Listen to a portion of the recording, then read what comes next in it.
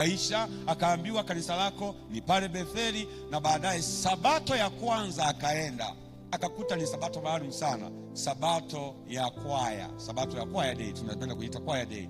Ilipofika hiyo sabato, watu maalum walikuwa wameitwa, wamepewa sehemu zao za kuketi, na wengine walikuwa wameambiwa watakaa hapo. Sasa kwa sababu ni mgeni na amewahi siku ya kwanza mapema, akafika akakaa sehemu ambapo mtu alikuwa amemshikia mtu mwingine, na alipokuwa amekaa amesubiri ibada iendelee, akashangaa anakutana na Yesu namba 2 tofauti na Yesu namba 1 aliyepata kule mkutanoni. Akaambiwa, nani alikuambia ukae hapa mbele?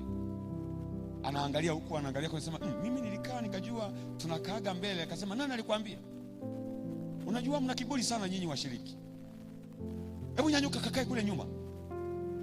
Yule bwana akamkaripia vibaya, yule mtu akajisikia vibaya, akasema, mbona ni hili kanisa niliambiwa au nimekosea? Akawa anaangalia wale watu waliohubiri waliokuwepo, ni kama ni wenyewe na kwaya ni ile ile, lakini mbona kama kuna kitu kimebadilika? Ule upendo na unyenyekevu na kukaribishwa na kuonyeshwa ukarimu, mbona kama umepotea? Hakuna aliyemsemesha, hakuna aliyemuuliza jina lake nani, mpaka mwisho wa ibada amechefukwa moyoni, ana huzuni. Hakuna aliyemkaribisha nyumbani, na kwa kweli alikuwa hajapika na hakuwa na mpango wa kula. Alijua tu nikienda siku hiyo nitakula kama siku nyingine. Aliporudi, alirudi jumla, akakaa karibia miaka 2, na baadaye watu wakiwa wanatembelea wakasema, pastor, tupite sehemu fulani, kuna mtu tuwahi kumbatiza lakini amerudi nyuma. Alikuja kusali siku moja tu. Ndipo mchungaji alipopita pale akamwombea, akaongea naye vizuri kwa upendo, na akamuuliza, kwa nini usirudi kanisani ukajiunga na kanisa la Sabato ukiendelea na ibada?